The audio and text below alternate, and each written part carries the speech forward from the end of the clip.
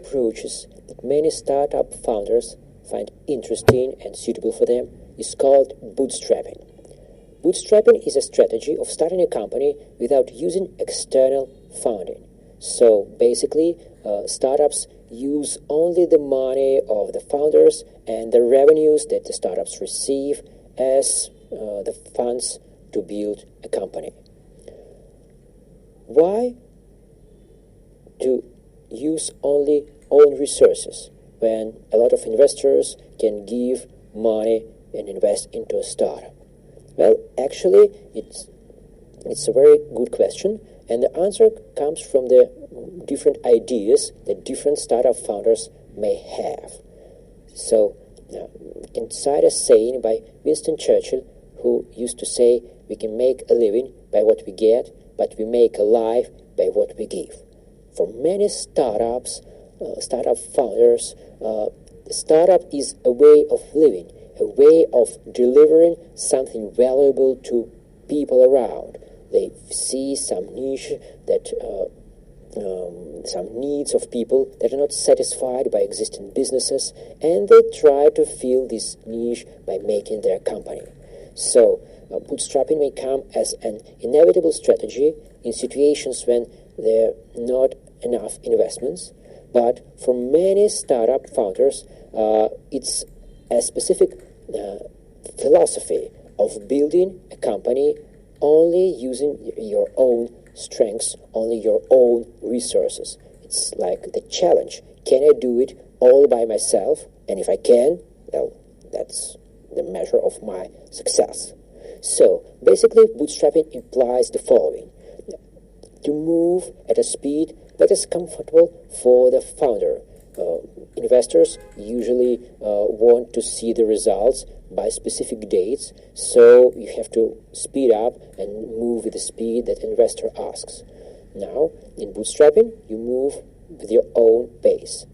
Another thing that bootstrapping implies is that the search for alternative ways to make things. In many cases, you can do something using money, or you can do the same things by using your knowledge or using resources that are for free. For instance, you can buy some resources or some services you need for a startup, or you can use cooperation with other startups in order to get what you need from them in exchange of some services that your startup can provide to others. Also, bootstrapping implies preserving full control over the company, so you don't have to share your control with the investors. And also, bootstrapping saves time and resources that you have to spend by preparing applications to get funding, and time you spend by negotiation with the investors.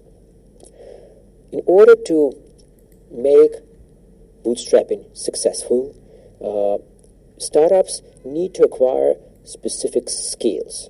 The following skills can be helpful. First, guerrilla marketing. It's a specific set of marketing strategies that can be used to promote, to advertise startup products without big budgets.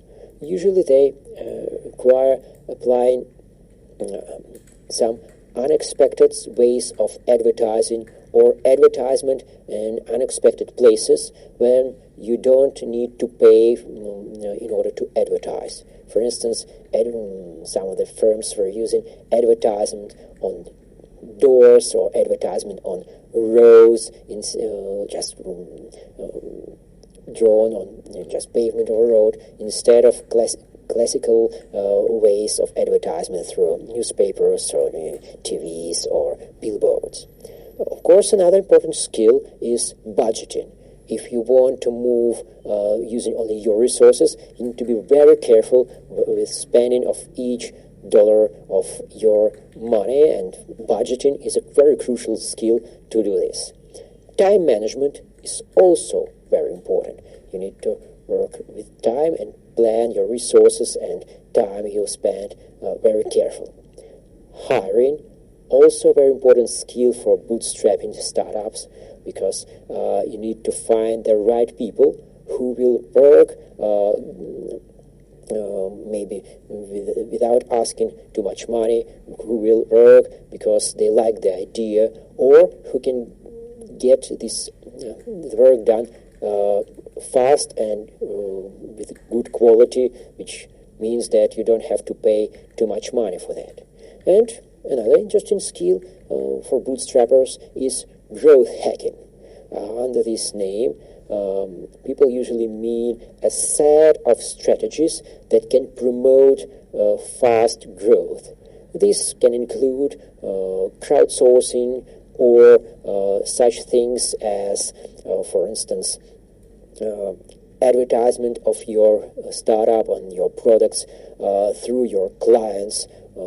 The strategy when you ask your clients to attract their friends as clients. This is the strategy inside growth hacking. So, to summarize, bootstrapping is a general strategy and a way of thinking of many startups who want to build their companies using only their own resources. And in many cases, it's a very interesting way of thinking, because it makes startups think about alternative ways how to achieve their goals.